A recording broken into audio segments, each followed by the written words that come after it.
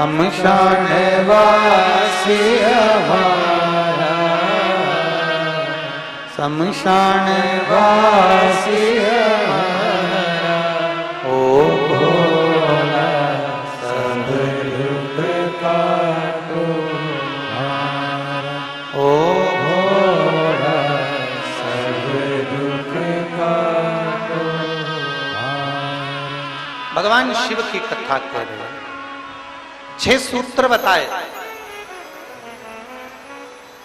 और उन 6 सूत्र में पहला त्रिपुंड धारण करना, दूसरा जल चढ़ाना, तीसरा भगवान देवालय शिवालय में जाकर भगवान शंकर की आराधना करना, पूजन करना, गले में रुद्राक्ष धारण करना, चौथा भगवान शिव के पंचाक्षर मंत्र का जाप, भगवान शिव के मूल मंत्र का स्मरण। फिर अगला वर्णन करा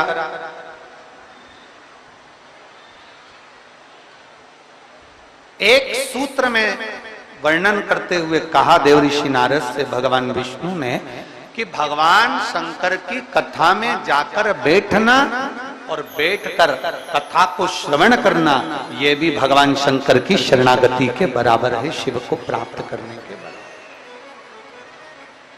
शिव को प्राप्त करना। और आखिरी का जो सूत्र कहा गया वो सूत्र है कि शिव महापुराण की कथा को सुनने के बाद अपने भीतर, अपने अंदर मनन चिंतन, कथा का मनन चिंतन अपने भीतर,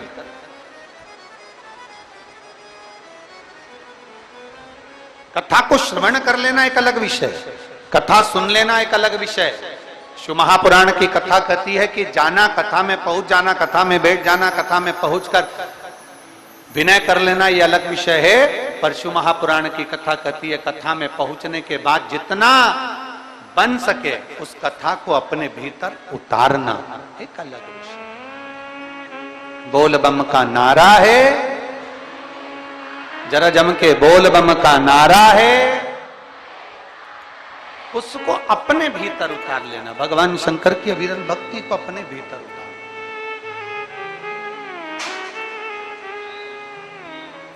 शिव कथा कह रहे देव जी नारद।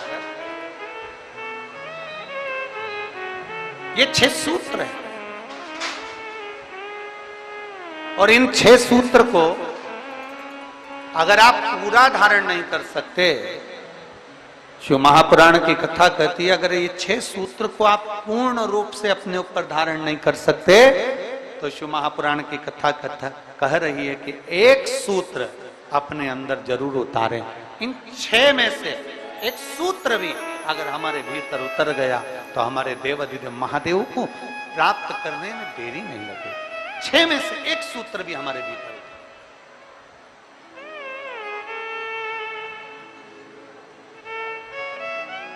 अब ये आपके ऊपर निर्भर करता है, ये आपके ऊपर निर्भर करेगा कि आप कौन सा सूत्र अपने भीतर उतार।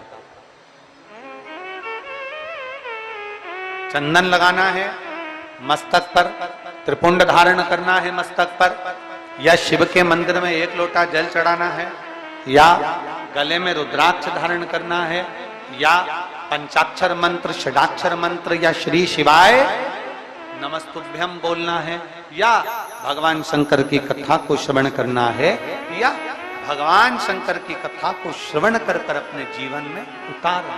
ये आपके ऊपर निर्भर है, ये आपके ऊपर निर्भर है। 6 सूत्र में से एक सूत्र अपने भीतर उतार। शायद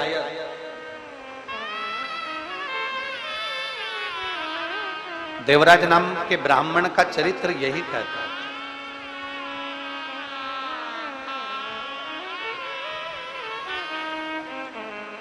शायद देवराज नाम के ब्राह्मण का चरित्र यही कहता है कि 6 सूत्र में से देवराज नाम के ब्राह्मण ने एक सूत्र अपने अंदर उतार लिया, और वो सूत्र कौन सा था कि चोरी का धन लेकर जा रहा है, चोरी का सामान उसके साथ में है, चोरी के आभूषण उसके साथ में है, और उसने एक सूत्र अपने अंदर उतारा कि चोरी का भी धन उसके साथ था, तो भी भगवान शंकर के मंदिर में जाकर, भगवान शिव के मंदिर में जाकर बैठ गया।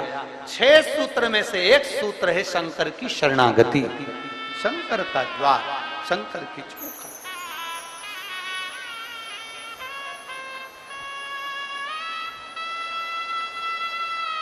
देवराज था ब्राह्मण, ब्राह्मण कुल में जन्म भी ले लिया,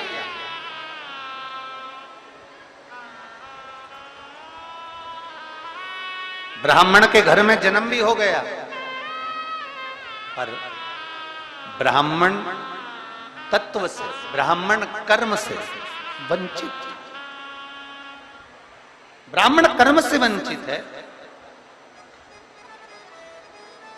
2 चीजें हैं शिव महापुराण में बताई है, एक प्रेम और एक भ्रम। एक है प्रेम, दूसरा है भ्रम। प्रेम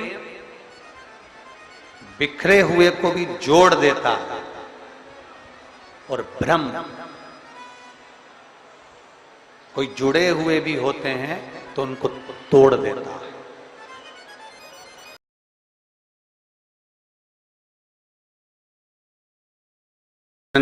कीर्तन, मंत्र जाप, नाम स्मरण, एक लोटा जल, ये कभी खाली जाने वाला नहीं है। अच्छा, आप एक सरल भाषा में इसको समझें कि यदि आपने एक लोटा जल रोज कहीं प्रतिदिन, जहां पेड़ भी नहीं है, मान लो यहां पौधा भी नहीं है, जहां पर पेड़ भी नहीं है, पौधा भी नहीं है, मान लो, और आपने एक लोटा जल रोज प्रतिदिन एक जगह पर कहीं जमीन पर ले जाकर डालना प्रारंभ करा, रोज डालो, आप थोड़े दिन में क्या पाओगे कि वहां अपने आप कोई ना कोई बीज अंकुरित हो गया। आपने बीज नहीं लगाया, आपने वहां कोई पौधा नहीं लगाया, आपने वहां कोई बीज रोपित नहीं करा, कोई पौधा नहीं लगाया, आपने तो केवल एक लोटा जल भरा और उस भूमि पर ले जाके रोज डाला, प्रतिदिन डाला।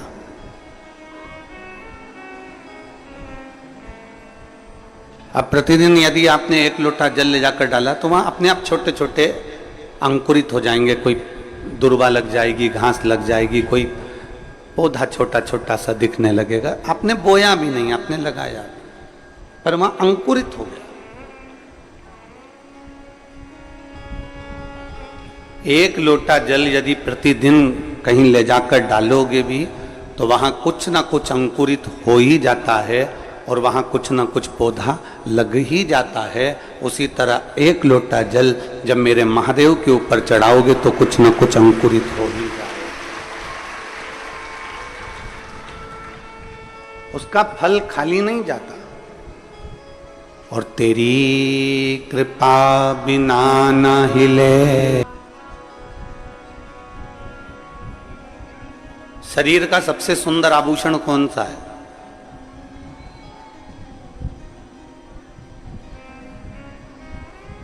जब जम के बोलो जरा। शरीर का, मनुष्य शरीर का सबसे सुंदर आभूषण कौन सा है? मनुष्य शरीर का सबसे सुंदर आभूषण है इस मुख से श्री शिवाय निकल जाए, उससे सुंदर कोई आभूषण नहीं। इस मुख से पंचाक्षर मंत्र नमः शिवाय निकल जाए, षडाक्षर मंत्र ओम नमः शिवाय निकल जाए, राम नाम कृष्ण नाम निकल जाए, इससे सुंदर कोई आभूषण नहीं, कोई आभूषण।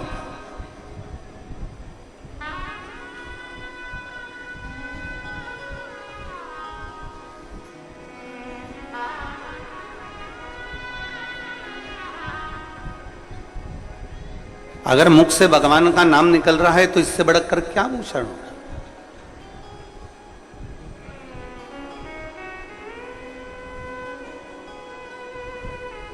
कई लोग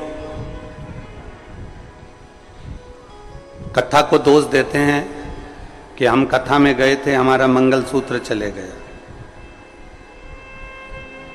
कई लोग कथा को दोष देते हैं कि हम कथा में गए थे तो हमारी चेन चली गई।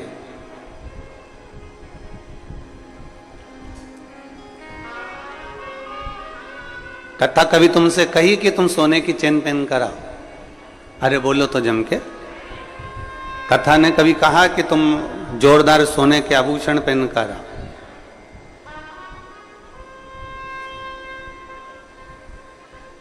किसी ने कहा कि हमारी चेन चली गई, कोई कहे मंगलसूत्र चले गया, कोई के बैग चले गया, कोई कहे मोबाइल चले गया, पर आज तक ऐसा नहीं मिला जिसने कहा कि कथा सुनते सुनते मेरा दिल चले गया,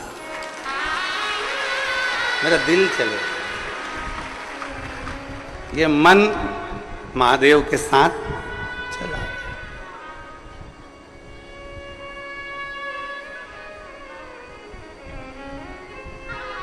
दोष अगर लगाना ही है ना तो तुमको ये दोष लगाना चाहिए कि कथा में मेरा महादेव के साथ मन चलेगा। दोष भी लगाओ तो अच्छा लगाओ, क्या मोबाइल का दोष लगाओ।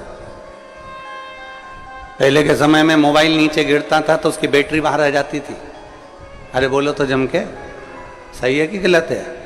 आज के समय में मोबाइल नीचे गिर जाता है तो जान बाहर आ जाती है। पहले तो केवल बैटरी बाहर आती थी, आजकल तो हृदय बाहर आ जाता। मेरा इतना मोबाइल महंगा और गिर गया और उसका इतना नुकसान हो गया, अब मालूम पड़े कि जान बाहर है। दोषी लगाना है तो चेन चली गई, मंगलसूत्र चले गया, बैग चले गया, सामान चले गया। अगर दोषी लगाना है तो कभी कभी दोष ऐसा भी लगाया करो कि मैं कथा में, जिस दिन से मैं कथा सुन रही हूँ, 1999 से सुन रही हूँ, चाहे 2000 से सुन रही हूँ, चाहे मैं जब भी कथा को श्रवण कर रही हूँ, जब से मैंने कथा सुनना प्रारंभ करी तब से मेरा मन भोलेनाथ में चला गया। इससे बढ़कर कोई पूंजी मेरे पास नहीं। मेरा हृदय चला गया, मेरा दिल चले गया।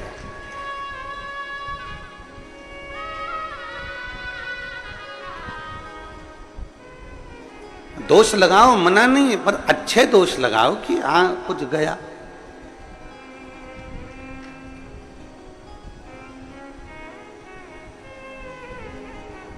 भक्ति, भजन, कीर्तन, मंत्र जाप, नाम जाप अपने भीतर के सुख के लिए होना चाहिए, आत्म सुख के लिए। पार्वती क्या चाहती हो? तुम चाहती क्या? पार्वती जी ने कहा प्रभु कोई सुविधा तो होना चाहिए ना।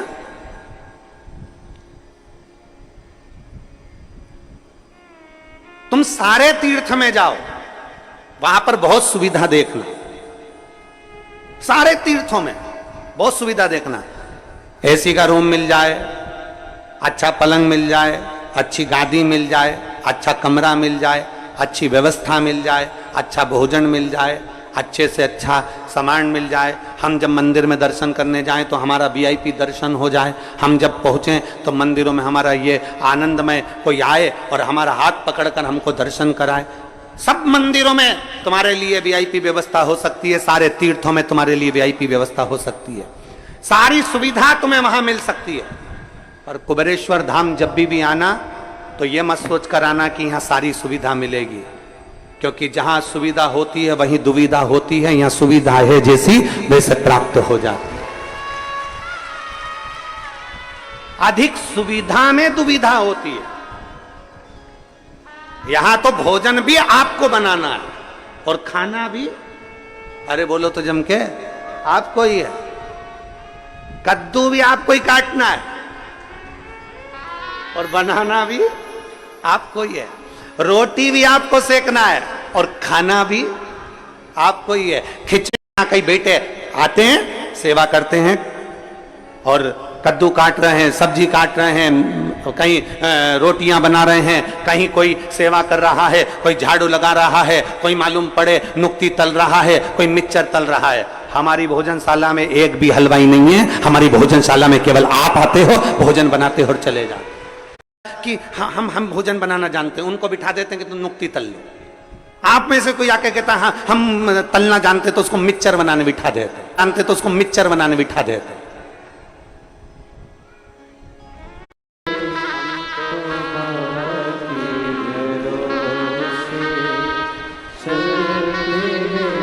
अगर सुविधा चाहिए तो यहां सुविधा नहीं, क्योंकि सुविधा जिसके पास में बहुत होती है, बहुत वीआईपी कल्चर में जो रहता है, बाद में वही दुविधा में रहता है। क्योंकि मालूम पड़े दरवाजे पर 4 लोग आए और निकल कर तुम दूध तक लेने ना जाओ, किसी को पानी पिलाने ना जाओ, तो घुटने में धीरे धीरे जंग लग जाती है, कमर में जंग लग जाती है, चलते नहीं बनता, फिरते नहीं बनता, काम नहीं बनता। आप में से ये जितने जजमान परिवार बैठे हैं, इसमें एक मुंबई का पंचाल परिवार भी बैठा हुआ है। खड़े हो जरा।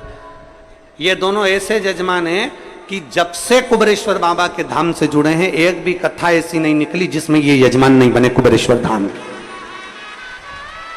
और इन दोनों की आदत ऐसी है कि जैसे ही श्री शिवाय नमस्तुभ्यम बोलने का नंबर आएगा, ये दोनों जमीन पर बैठ जाएंगे और बाबा से विनती एक ही चीज की करते हैं, अगली कथा जब भी हो, बस बाबा अगला जजमान फिर तुझे बनाना।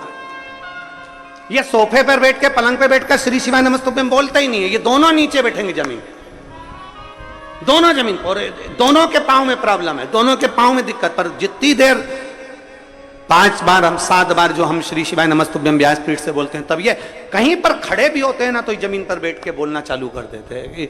तो हमने इनसे एक दो बार पूछा भी, तुमको मिलता क्या ऐसा? तो क्या इस भूमि में कुछ चुंबक है, नीचे बैठकर जब बोला जाता है और बाबा से मांगा जाता है तो वो वापस खींच कर बुला लेता है। चुंबक। बैठ, ये मुंबई से आते हैं, हर कथा में जजमान बन जाते, हर कथा प्रत्येक।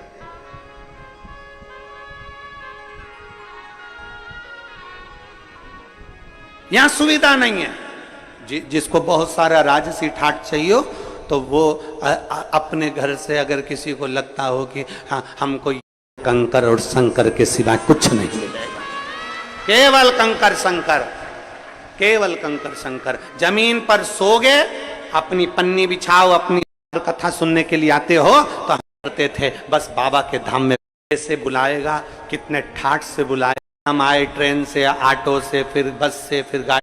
बाबा के धाम आ चुकी, हर 2-3 महीने में आ जाती, हर 1 महीने में पहुंच जाती। बाबा के धाम पर आकर अपनी सेवा करी, चाकरी करी, झाड़ू लगाया, पोछा लगाया, बर्तन भांडा साफ करा और बाबा से विनती करी, हम तो बाबा के सुविधा में रहोगे। तुम देखो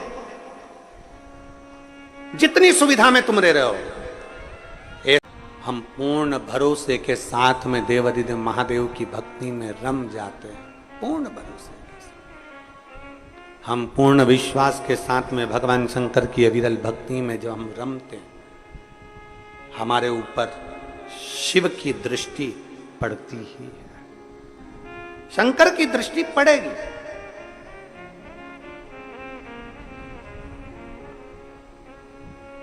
आप इतनी सारी माताएं बैठी हैं, आपके साथ अगर कोई बच्चा आया होगा ना, वो बच्चा जहां खेल रहा होगा ना, माँ कथा भी सुन रही होगी ना, तो उसका ध्यान अपने बच्चे पर जरूर होगा। बोलो तो जरा सही है कि गलत है?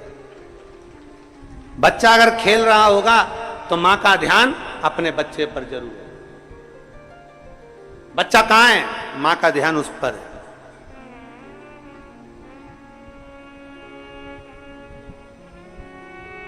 अपने बच्चे पर मां का ध्यान बना रहता है, अपने बच्चे पर पिता का ध्यान बना रहता है। उसी तरह 1 लोटा जल चढ़ाने वाले पर मेरे शंकर का ध्यान बना रहता है, बना रहता है। आप शिव के मंदिर में 1 लोटा जल चढ़ाने जा रहे हो, शंकर का ध्यान आप पर है, भगवान शंकर का ध्यान आप पर। आप शिव कथा सुन रहे हो, भगवान शंकर का ध्यान आप पर है। सबसे बड़ी भक्ति कौन सी है? मां शबरी अम्बा ने पूछ लिया राम जी से नवदा भक्ति में सर्वश्रेष्ठ भक्ति कौन सी, नवदा भक्ति में सबसे प्रबल भक्ति कौन सी, नवदा भक्ति में सबसे श्रेष्ठ भक्ति कौन सी है? तो भगवान राम ने कह दिया श्रवणम। नवदा भक्ति में सबसे बड़ी भक्ति है भगवान की कथा को सुनना। जब हम कथा सुनते हैं परमात्मा कानों के रास्ते से दिल में जाकर बैठ जाता है, हमारा विश्वास पक्का हो जाता है और हमारा दुख अपने आप मिट जाता है। श्रवणम सबसे प्रबल भक्ति है।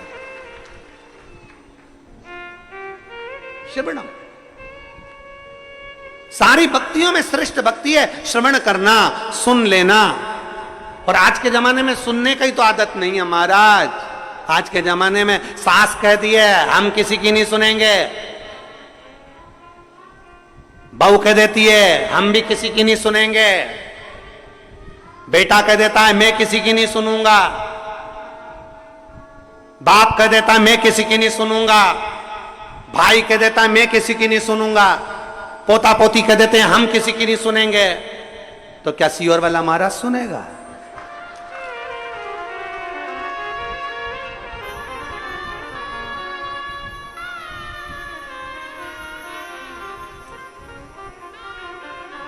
तो सही बात है, सुनने की आदत तो डाल ली है, डालना चाहिए सुनने की आदत। हम किसी की नहीं सुनेंगे, हम किसी के बाप की नहीं सुनेंगे, बाप के हम नहीं सुनेंगे, छोरा के हम नहीं सुनेंगे, सास के हम नहीं सुनेंगे, माँ के हम नहीं सुनेंगे। कल की आई कथा को सुनना, बातों को सुनना, श्रवण करना और अपने अंदर उतारना, ये श्रेष्ठ भक्ति है। जिसने कथा को सुनना प्रारंभ कर दिया, जिसने कथा में दिल लगाना प्रारंभ कर दिया, कथा को सुनते सुनते उसके अंदर विश्वास पक्का हो गया, तो उसके अंदर इतना विल पावर आ जाता है, इतना बल आ जाता है कि वो आखिरी में जीत ही जाता है, वो हारता नहीं। विश्वास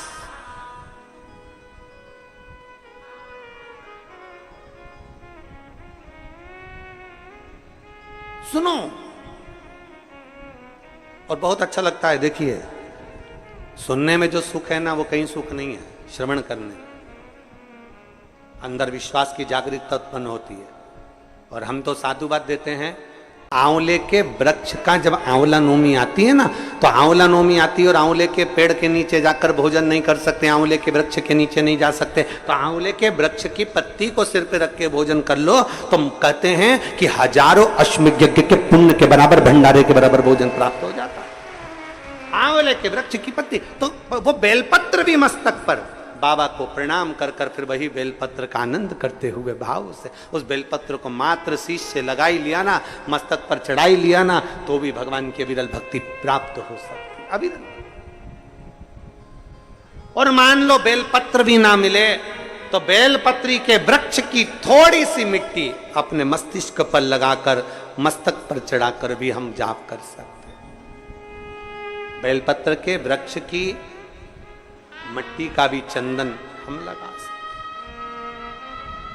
चंदन हमने एक बार पहले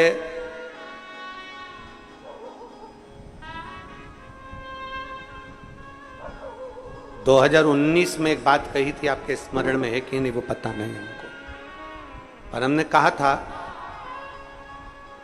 कि मान लो यदि कोई बहुत ज्यादा कार्य अटक रहा हो, बहुत ज्यादा कार्य अगर अड़ रहा, यदि कोई बहुत ज्यादा कार्य अटक रहा हो, बहुत ज्यादा कार्य अगर अड़ रहा हो, तो बेलपत्री के वृक्ष के नीचे की मिट्टी का भी अगर तिलक रोज लगाकर आप अपने कार्य के प्रति जाओगे, तो 15 या 20 दिन में या 1 महीने में वो कार्य पूर्ण होता ही है। बेलपत्री के वृक्ष की मिट्टी चंदन के बराबर, चंदन।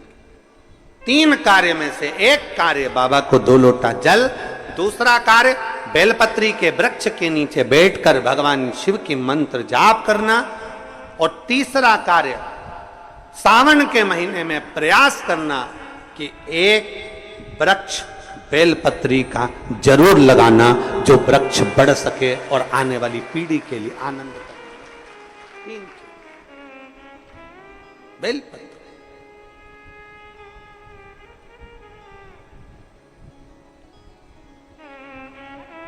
शिव का नाम लेकर, भगवान शंकर की स्तुति कर शिव के करीब सारी समस्या का हल। दूसरा, बेलपत्र के वृक्ष के नीचे श्री शिवाय नमस्तुभ्यम या पंचाक्षर मंत्र नमः शिवाय या षडाक्षर मंत्र ओम नमः शिवाय। परंतु पुरुष और स्त्री दोनों पंचाक्षर और षडाक्षर मंत्र को जरा समझना। अगर पुरुष नमः शिवाय ओम नमः शिवाय मंत्र का जाप कर रहा है तो पुरुष सीधे चालू करेगा षडाक्षर मंत्र से ओम नमः शिवाय ओम नमः शिवाय। पर स्त्री जब भी मंत्र का जाप करेगी तो पंचाक्षर से चालू कर कर षडाक्षर पर पहुंचेगी। कहां से चालू करेगी? हमने पहले भी कथा में बताया। कहां से? जम के बोलिए जरा। नमः शिवाय, फिर बाद में षडाक्षर पर आएगी ओम नमः शिवाय। नमः शिवाय ओम नमः शिवाय, नमः शिवाय ओम नमः शिवाय, नमः शिवाय ओम नमः शिवाय, नमः शिवाय ओम नमः शिवाय। पुरुष ओम नमः शिवाय ओम नमः शिवाय ओम नमः शिवाय जप सकता है, पर स्त्री पंचाक्षर से चालू कर कर षडाक्षर पर पहुंचेगी और पुरुष षडाक्षर से चालू कर देगा ओम नमः शिवाय ओम नमः शिवाय ओम नमः शिवाय ओम नमः शिवाय ओम नमः शिवाय। ये पुरुष चालू कर दिया, पर स्त्री जब जपेगी नमः शिवाय ओम नमः शिवाय ओम नमः शिवाय ओम नमः शिवाय, पंचाक्षर से चालू करा। कहां से चालू करा है? फिर से आप लोग एक बार बोल के देख लो। चालू करो बोलना नमः शिवाय ओम नमः शिवाय ओम नमः शिवाय। कहां से चालू करा था? नमः शिवाय से, षडाक्षर तक गए हो। फिर पुरुष ओम नमः शिवाय, नमः शिवाय ओम नमः नमः शिवाय ओम नमः शिवाय। पंचाक्षर से षडाक्षर पर। फिर से बोलो एक बार, बोलो चलो। नमः शिवाय ओम नमः शिवाय ओम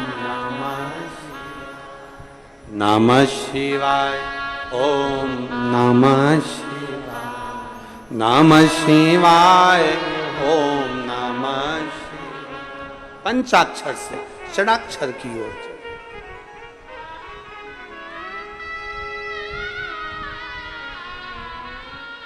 पार्वती मैया शिव जी के साथ में विराजी।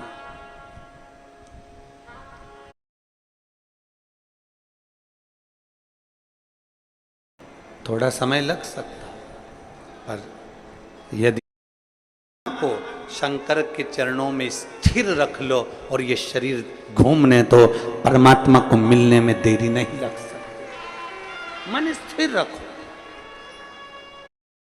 बेचने वाला हो कि हमारा विश्वास कितना शंकर के प्रति जा सकता। कहीं बैठे हैं मनीराम जी, जरूर पहुंचे। खा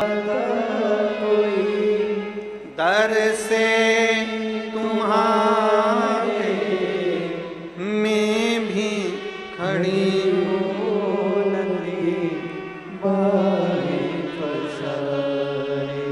अपने हृदय लगा लो गिरा जा रहा हूँ उठा लो भोले अपने दर से अब तो ना टालो गिरी जा रही हूँ उठा।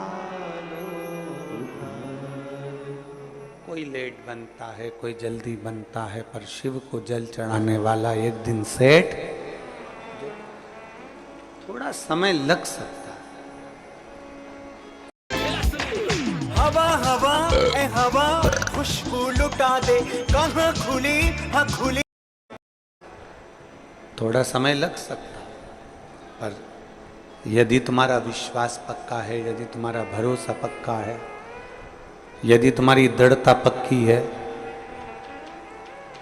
आपका भरोसा यदि पक्का है, विश्वास यदि पक्का है, हम तो कहेंगे कबाड़ा बेचने वाला हो, फल का ठेला लगाने वाला हो, पान की दुकान लगाने वाला हो, चाहे छोटे से छोटा काम करने वाला व्यक्ति भी हो, और अगर वो शंकर जी के मंदिर में जाकर 1 लोटा जल चढ़ा रहा है, सफाई कर रहा है, तो ये विश्वास मानना 2 महीना, 3 महीना, 4 महीना, 6 महीना, 1 साल इंतजार जरूर करना। मेरा बाबा तुम्हारा वो जल चढ़ाने वाला हाथ एक दिन पकड़ लेगा और तुमको खींच कर आगे बढ़ा ही देगा, ये निश्चित है। थोड़ा समय लग सकता है,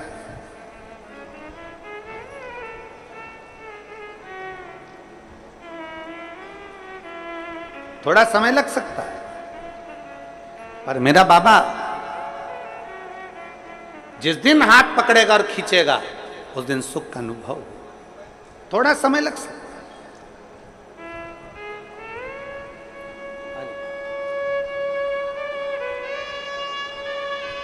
एक विश्वास, साइकिल पे कपड़ा बांध कर बेचने वाले के लिए भी शंकर ऐसी अविरल भक्ति पैदा कर दिया कि उस बच्चे ने लिखा है कि मुझे भंडार भरकर इतना दे दिया मेरे बाबा ने कि मुझे कमी।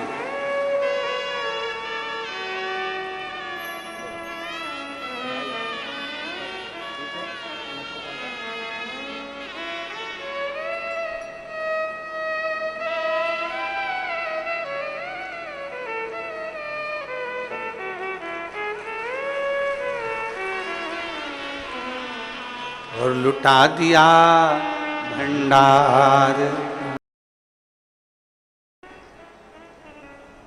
वो लंकापति रावण की लंका में रहने वाला वो विभीषण भगवान की विरल भक्ति में डूबा रहा, और उस मंथरा को इतना समझाया गया, मंथरा को इतना इतना कहा गया, कैकई को इतना समझाया गया, माता कैकई से इतना इतना कहा गया, पर वो सुधरने को तैयार नहीं, वो संवरने को तैयार।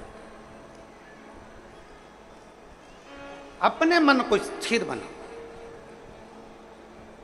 आपके बच्चों को बाल्यावस्था में जो संस्कार दिया जाए वो संस्कार इतना प्रबल होना चाहिए कि हमारे बच्चे, ये उसका शरीर, हमारे बच्चों का शरीर, हमारे बच्चे कहीं पर भी रहें, ये शरीर उसका कहीं पर भी रहे, मित्र कोई भी बने, दोस्त कोई भी बने, कहीं पर भी जाए, कहीं पर भी बैठे, किसी भी होटल में जाएं, कहीं पर भी बैठें, पर तुम्हारे घर के संस्कार की मूलता इतनी प्रबल होना चाहिए, तुम्हारे बच्चों का मन इतना स्थिर होना चाहिए कि नहीं, मेरे पापा के संस्कार ऐसे हैं, मेरी मम्मी के संस्कार ऐसे हैं, मेरी महतारी के संस्कार ऐसे हैं, मेरे पिता के संस्कार ऐसे हैं, मैं अपने पिता को धोखा नहीं दे सकता, मैं अपनी माँ को धोखा नहीं दे सकती, मैं गलत जगह पर भटक नहीं सकती, मैं गलत जगह पर जा नहीं सकती। ये हमारे मन की स्थिरता बताती।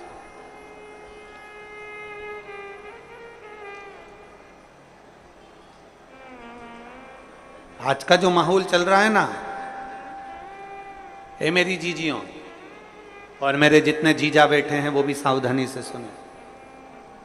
आज का जो माहौल चल रहा है, मोबाइल का नेटवर्क मालूम पड़ जाता है कि कहां है, मोबाइल का नेटवर्क मालूम पड़ जाता है कि कहां है, पर घर के बच्चों का नेटवर्क मालूम नहीं पड़ पाता कि वो कहां है।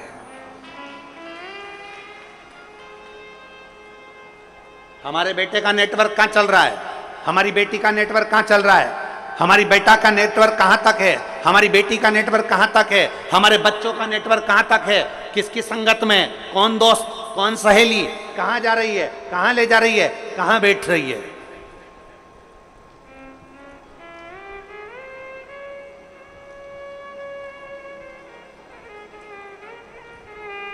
नेटवर्क कहां है। गुरु नानक देव जी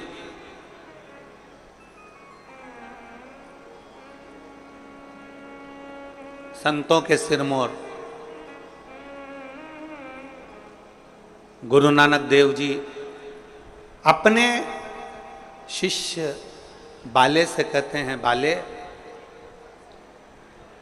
एक व्यक्ति जो कर्म करता है, उस कर्म करने वाले व्यक्ति के ऊपर उस मालिक की दृष्टि हर पल रहती है, हर पल। जैसे आज की भाषा में कहें कि दुनिया के लोग कहीं पर भी रहें, वो सोचते हैं कि हमने जो करा वो परमात्मा ने नहीं देखा, हमने जो किया वो भगवान ने नहीं देखा। हम पुण्य करते हैं तो सारी दुनिया। तो भगवान देवाधिदेव महादेव का चरित्र, भले तुम भूखे रहो मत रहो, पर इतना जरूर करो कि किसी का दिल ना दुखे तो मैं प्रसन्न हो जाता हूं और वर प्रदान।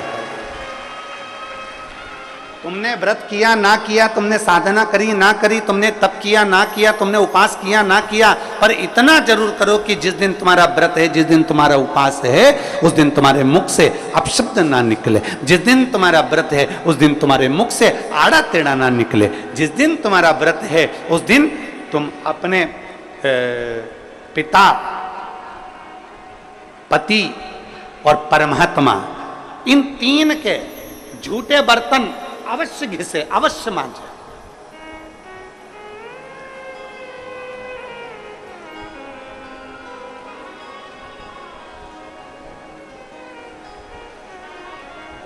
घर के सारे बर्तन मांजने वाली कोई आए वो मांझे, मना नहीं है, पर 3 बर्तन अपने को खुद मांझना चाहिए। पहले नंबर पर पिता के झूठे बर्तन, दूसरे नंबर पर पति के झूठे बर्तन, और तीसरे नंबर पर परमात्मा के झूठे बर्तन हमें स्वयं मांझना चाहिए, हमें स्वयं। इन 3 के बर्तन अगर दूसरे मांझते हैं तो आधे से ज्यादा वस्तु पर हक जो बर्तन मांझता है उसका हो जाता है। अब तुम समझ लेना अच्छे से, हम इसको बहुत विस्तार से नहीं कहेंगे। मालूम पड़े पिता के झूठे बर्तन अगर आप मांझ रहे हो, पिता के सामने आप झूठे बर्तन उठा रहे हो, पिता के सामने आप बर्तन लेकर जा रहे हो, पिता के सामने आप उनके बर्तनों को मांझ रहे हो, पिता के सामने आप उनके बर्तन उनके कमरे में उठाने जा रहे हो, पिता के सामने आप उनके झूठे बर्तन ले जाकर घिस रहे हो, मांझ रहे हो, साफ कर रहे हो, तो पिता आपको देखेंगे तो उनके मन में आएगा मेरी बहू कितनी अच्छी है। देखो सारे बर्तन वो मांझने वाली मांझती है, पर मेरा झूठा बर्तन मेरी बहू मांझती है। तो पिता अपनी तिजोरी का माल निकाल के चुपचाप से तुमको दे दे, ये मेरी बहू है। सारे बर्तन दूसरे मांझते हैं, पर मेरी बहू मेरे बर्तन मांझती है, मेरी बहू मेरी सेवा करती है, मेरी बहू मेरी चाकरी करती है, मेरी बहू मेरे बर्तन घिसती है। दूसरे नंबर पर पति के बर्तन, पति ने जिस बर्तन में भोजन किया है उसका बर्तन मांझने वाला नहीं, उसके बर्तन पत्नी को मांझना चाहिए।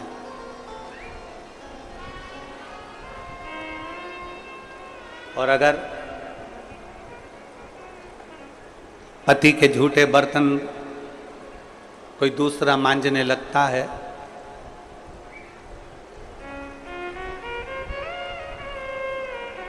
तो एक दिन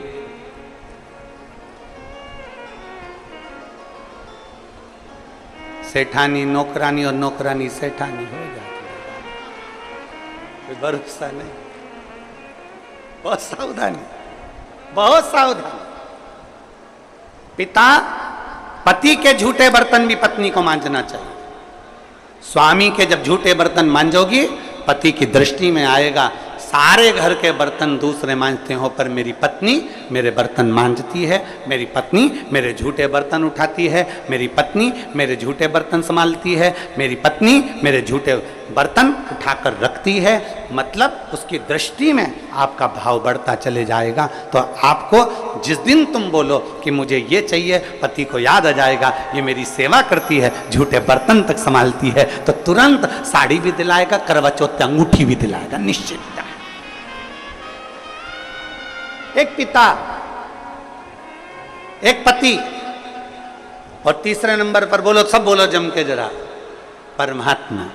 तुम्हारे घर में भगवान का मंदिर है, तुम्हारे घर में छोटा सा शिवालय है, तुम्हारे घर में छोटा सा देवालय है, तुम्हारे घर में छोटा सा मंदिर बना हुआ है, उस मंदिर में तुम भगवान की पूजन करती हो। पूजन करने के बाद भगवान को स्नान कराती हो। स्नान करा हुआ बर्तन रखा रहता है, लोटा रखा रहता है जल चढ़ाने वाला, भगवान के भोग लगाने की छोटी सी कटोरी होती है, भगवान को पानी पिलाने का छोटा सा लोटा होता है, कलश होता है, झारी जी होती है या कोई गिलास होता है। भगवान का बर्तन, परमात्मा का बर्तन घर की स्त्री को, घर की नारी को स्वयं मांजना चाहिए, वो बर्तन मांजने वाले को नहीं देना चाहिए, क्योंकि परमात्मा ये देखता है कि ये मेरे बर्तन मांज रही है, मैं इसको भंडार भर देता हूं। पिता, सब लोग बोलेंगे कौन कौन के बर्तन मांजना चाहिए, जम के बोलो, पिता, पति और परमात्मा। इन तीन के बर्तन, इन तीन के झूठे बर्तन, इन तीन के झूठे पात्र का घिसना, झूठे बर्तन को मांजना श्रेष्ठ। पिता, पति और परमात्मा।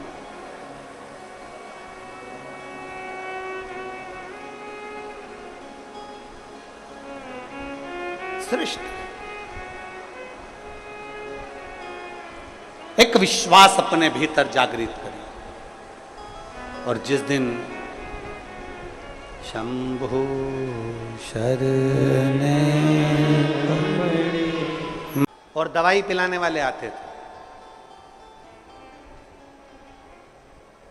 कई कई स्टूडेंट ऐसे होते थे, वो दवाई पीने के चक्कर में पीछे से खसक जाते थे।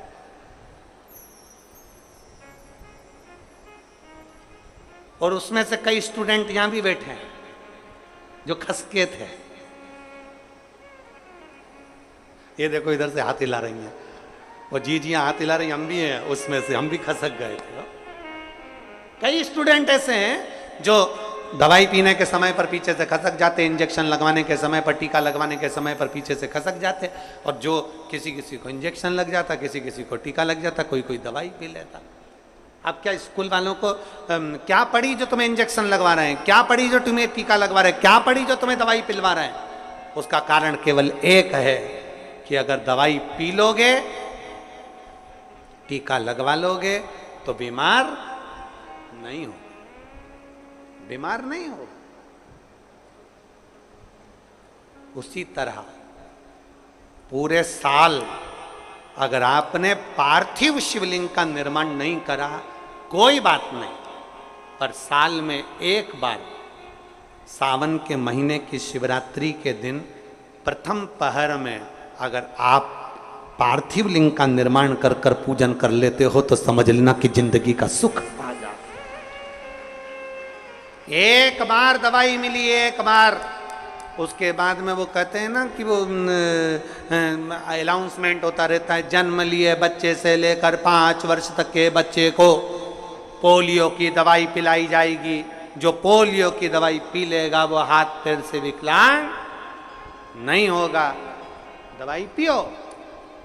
माँ कहते हैं जन्म लिए बच्चे से लेकर 5 वर्ष तक के बच्चे को, यहाँ शिव पुराण कहती है जो गर्भ में है उससे लेकर जो मर रहा है उस तक के व्यक्ति को शिव पुराण सुनाई जाएगी। पोलियो की दवाई नहीं पियोगे, हाथ पैर से विकलांग हो जाओगे, शिव पुराण नहीं सुनोगे तो जिंदगी में फिर धक्के खाकर वापिस आ जाओगे। इसलिए सुनो, धारण साल में एक बार सावन के महीने की शिवरात्रि, यहां वीरमणि और रुक्मंगद दोनों ने शंकर की आराधना कर, शिव प्रकट हो गए, भगवान शंकर सम्मुख में आ गए, प्रागट शिव प्रकट।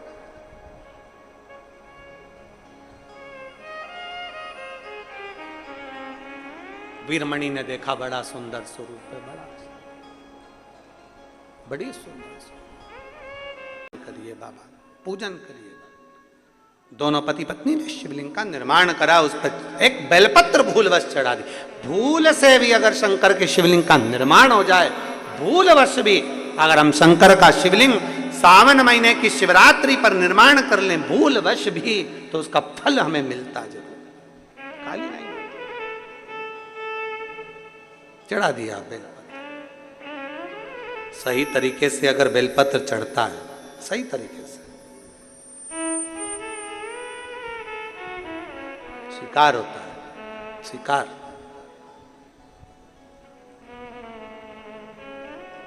आपसे पूछें, एक उत्तर दीजिएगा। छत बनाया, उसमें सही तरीके से ढाल बना दिया, तो पूरा पानी नीचे गिर जाएगा कि नहीं गिरेगा? जम के तो बोलो, गिरेगा ना। और अगर छत बनाया और उसमें ढाल सही नहीं बनाया, तो फिर पानी निकलेगा? फिर तो तुम्हें झाड़ू लेके झूड़ना पड़ेगा पानी को निकाल। जैसे कई कई बाथरूम में पानी भरा रहता है, तो वो झाड़ू से उसको वाइपर से साफ करती रहती है, पानी भरा गया तो निकाल रही है। अगर सही ढाल होता तो पानी निकल जाए, सही ढाल होता तो पानी निकल जाता। वो ढाल सही नहीं था ना, इसलिए पानी। तो उसी तरह शंकर को पाने का तरीका होता है, ढाल सही रखिए।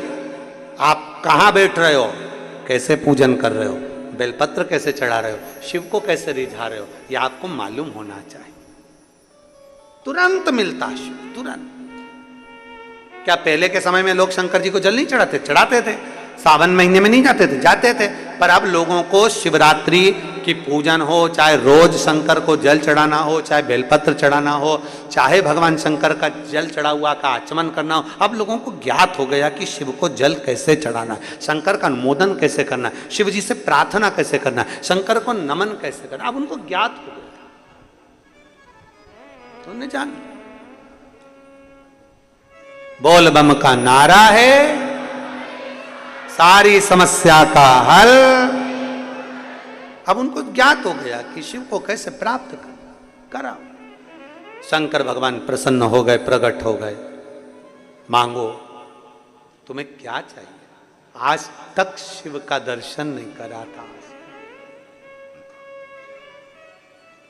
पहली बार मिलन हुआ शिव से, पहली बार शिव जी पे समर्पित कर दिया।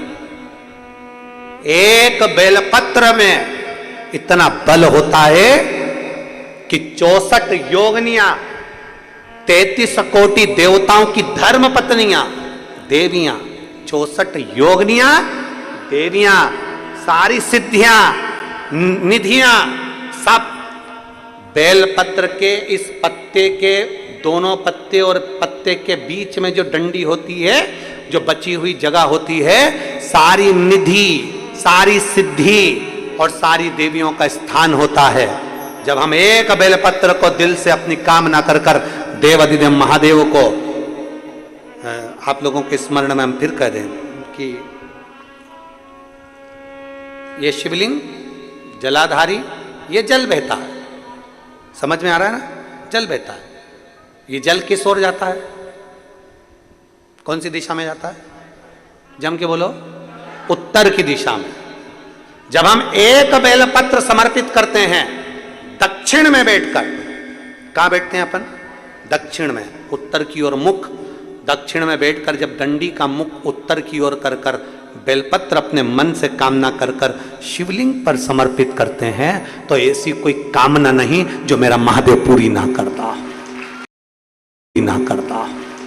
एक बेलपत्र। अब लोग कहते हैं गुरुजी क्या बेलपत्र चढ़ाने का भी एक तरीका होता है? क्या भगवान शंकर को चढ़ाने का, जल चढ़ाने का भी एक तरीका होता है? क्यों नहीं होता?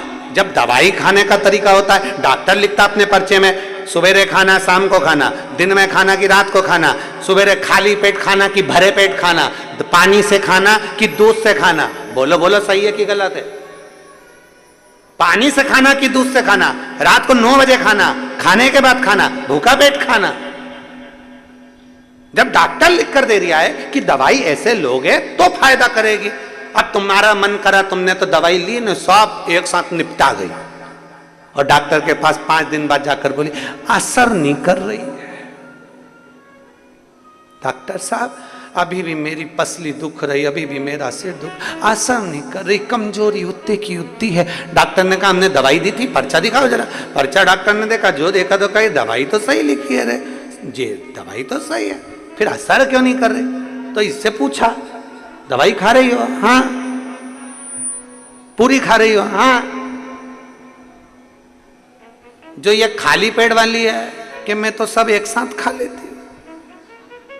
डॉक्टर बोला यही गड़बड़ है, बस यही गड़बड़। सारी दवाई एक साथ खा गई, जो खाली पेट की खा, इन्फेक्शन को समाप्त करने। रात की दवाई क्यों देते हैं? क्योंकि रात भर जो नींद आएगी इन्फेक्शन खत्म करेगी, उसके लिए। सवेरे की दवाई अलग है, भोजन के हिसाब से। तो डॉक्टर ने दवाई दी है तो उस हिसाब से खाओ। पर अपन ने तो एक साथ लिया, पत्ता पत्ता पत्ता खोला खोला, साहब लारी बहू पानी ला, और बहू पानी ला के बोतल का दे दिया, और साथ सारी दवाई खोल खोला के और साहब निपटा गई। क्योंकि हमारा तो बीपी ऊंचा नीचा हो ही रहा है, असर नहीं कर रही। अब दवाई असर जब करे, जब नियम से ली जाए तो दवाई उसी तरह जैसे डॉक्टर की दवा असर जब करती है, जब समय समय पर ली जाए। तो यहाँ शास्त्र भी कहता है बेलपत्र चढ़ाने का भी तरीका है, जल चढ़ाने का भी तरीका है, दूध चढ़ाने का भी तरीका है, गेहूं चाहे काली मिर्च, ये सब तुम साल भर चढ़ाओगे, उसका कोई नमः शिवाय, नमः शिवाय, लगी बेटी भगवान शंकर की आराधना, श्रृंगार बना रही है, शिव के मंदिर को सजा रही है, शंकर के शिवलिंग को सजा रही है, भगवान शंकर का श्रृंगार कर रही है, शिव का श्रृंगार।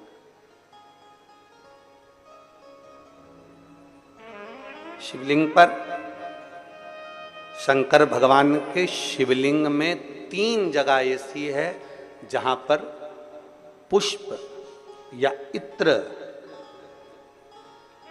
या बेलपत्र या सुगंधित पदार्थ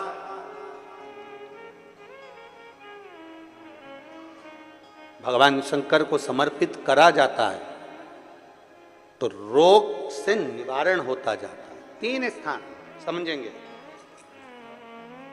ये शिवलिंग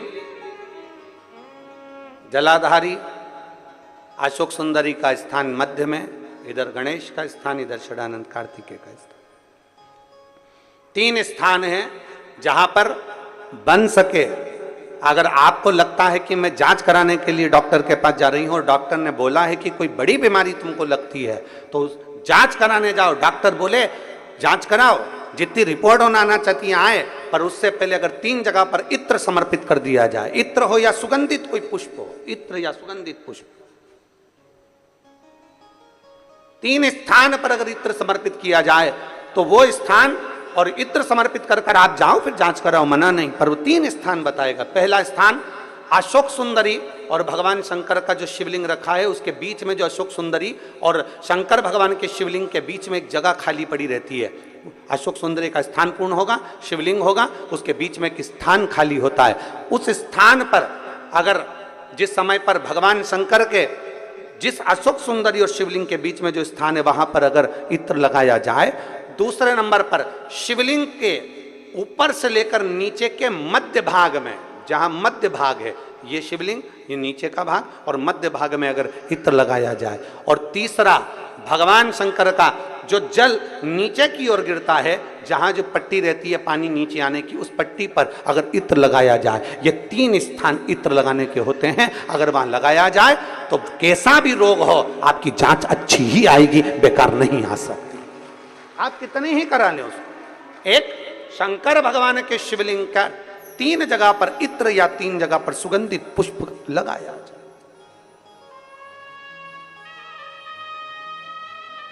अब जब आप लोग अभिषेक करने बैठते हैं या पूजन करने बैठते हैं या शंकर जी के मंदिर जाते होंगे, कौन कौन जाता है शिवालय? सभी लोग जाते हो? बोलो हर हर महादेव। शिवालय जाते हो तो शिवालय में जाकर जब आप इत्र चढ़ाते हो भगवान पर, यहाँ इत्र लगाया आपने, फिर यहाँ पर भी लगा देते हो, यहाँ पर भी लगा देते हो, यहाँ पर भी लगा देते हो, सब दूर इत्र लगा देते हो। जो समझदार होता है ना वो सभी दूर इत्र लगा देता है। और कई कई ऐसे रहते हैं जरा सा इत्र लिया और रुई में लेके एक जगह पर रख दिया, फूल में लेके एक जगह पर रख दिया, पर पूर्ण जगह पर इत्र लगा दो, बाबा के पूर्ण स्वरूप पर इत्र लगा दो। आपको नहीं मालूम अनायास, आपको नहीं मालूम कि 3 जगह कौन सी है, तो आप पूर्ण स्वरूप पर इत्र लगा दीजिए, पूर्ण स्वरूप पर। वेद मंत्र में त्र्यंबकेश्वर का बाबा का मंत्र,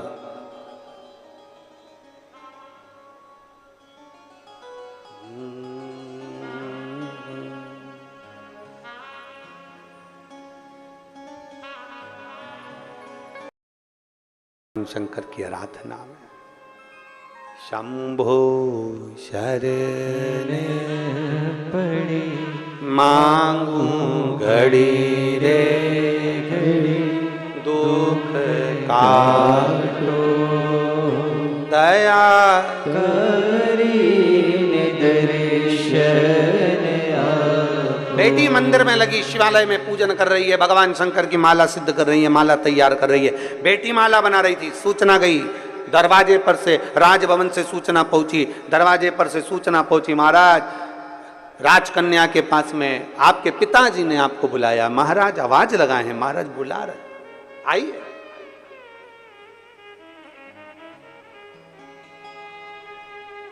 बेटी ने आवाज लगाकर कहा, पिताजी से कह दो जब तक माला सिद्ध नहीं हो जाती तब तक मैं नहीं आती।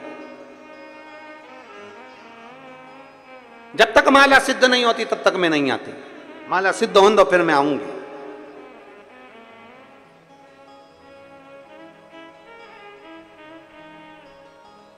देवाधिदेव महादेव का श्रृंगार कर रही है, माला सिद्ध कर रही है। फिर निवेदन मेरी जीजियों से, मेरे जीजाओं से, मेरी बेटियों से, मेरे बेटाओं से, मेरी माताओं से, फिर निवेदन राष्ट्र के सारे श्रोता भाई बहनों से निवेदन है, शंकर के मंदिर जाने का तुम्हारा नियम है ना, कितना भी काम पड़ा रहे, शंकर के मंदिर जाने के नियम को तोड़ना मत, जाते रहो, उसके दरवाजे पर पहुंचते रहो। शिव मंदिर जाने के नियम को प्रबल कर लो, पक्का करो एक नियम। जब तुम्हारा नियम पक्का हो जाएगा तो अपने आप सब कार्य हो जाएगा। क्या नियम हमारे कार्य को प्रबल बना सकता? क्यों नहीं बना सकता। एक व्यक्ति ने सुन लिया कि कोई नियम लेना चाहिए, एक गुरुजी ने कह दिया नियम ले, कोई सा भी नियम ले पर ले, तो उस व्यक्ति ने नियम ले लिया कि मेरे पास में कुमार रहता है, मैं सुबह से कुमार का मुंह देखूंगा। घड़ा बनाने वाला कुमार, मिट्टी के बर्तन बनाने वाला कुमार, उसका मैं मुंह देखूंगा। नियम ले कोई सा भी, उसने नियम ले लिया, जब तक मिट्टी के बर्तन बनाने वाले कुमार का, मेरे पड़ोसी का मुंह नहीं देख लूं तब तक मैं खाना नहीं खाऊंगा। नियम लिया। अब रोज नियम से कुमार का मुंह देखता। एक दिन 8 महीने 15 महीने निकल गया, 8-15 महीने निकलने के बाद 1 साल पूरा निकल गया। कुमार का मुंह देखते देखते देखते मुख निकलने समय निकल गया। एक दिन कुमार कहीं चले गया और वो दिखा ही नहीं, 2 बार 3 बार देखा, दिखा ही नहीं। मैं रोटी कैसे खाऊं, भूख लग रही इसको। इसने कुमार के घर गया, उसकी पत्नी से पूछा क्यों तुम्हारा पति कहाँ गया? तो कहे वो मिट्टी लेने गए हैं बर्तन बनाने के लिए। कहाँ गए? वो दूसरे गांव में। वो ढूंढता ढूंढता उस गांव में चले गया। आज कुमार का भाग्य ऐसा था कि वो मिट्टी खोद रहा था, उसमें उसको सोने का हंडा निकल गया था और ये पहुंच गया। इतने में जैसे ही पहुंचा, इसने सोने का अंडा नहीं देखा, इसने तो बस कुमार को देखा और कुमार को देखते सी बोला देख लिया देख लिया देख लिया। कुमार को लगा सोने का हंडा मिला, इसने हंडे को देख लिया। कुमार हंडा लेके उसके पीछे पीछे भागा। भैया भैया तेरे से निवेदन है, किसी से मत कहना। क्या नहीं कहना? बस जो मिला है अपन दोनों आधा आधा बांट लेंगे, पर किसी से मत कहना। अपन दोनों आधा आधा बांट लेंगे पर किसी से मत कहना। उस व्यक्ति ने पूछा किसका नहीं कहना? क्या नहीं कहना? कि मुझे जो सोने का हंडा मिला है उसका मत बोलना, आधा तेरा आधा मेरा, दोनों ने बांट लिया। उस व्यक्ति ने कुम्हार के हाथ जोड़कर कहा भैया मैंने तो एक नियम लिया था, वो नियम था तेरे मुंह देखने का। उस समय भी मैंने हंडा नहीं देखा था, पर तेरा मुंह देखने का नियम मुझे इतना फल जाएगा कि आधा सोना मिल जाएगा। इससे बढ़कर सुख और क्या चाहिए? एक नियम प्रबल कर लो, बड़ा बड़ा प्रबल नियम। रोज मंदिर जाऊंगी, झाड़ू लगाऊंगी, पोछा लगाऊंगी, मंदिर में बाबा का श्रृंगार करूंगी, बाबा को चंदन लगाऊंगी, बाबा को इत्र लगाऊंगी। कुछ नियम अपनी जिंदगी में धारण करें।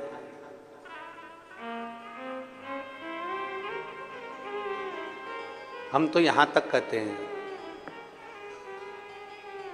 आप कोई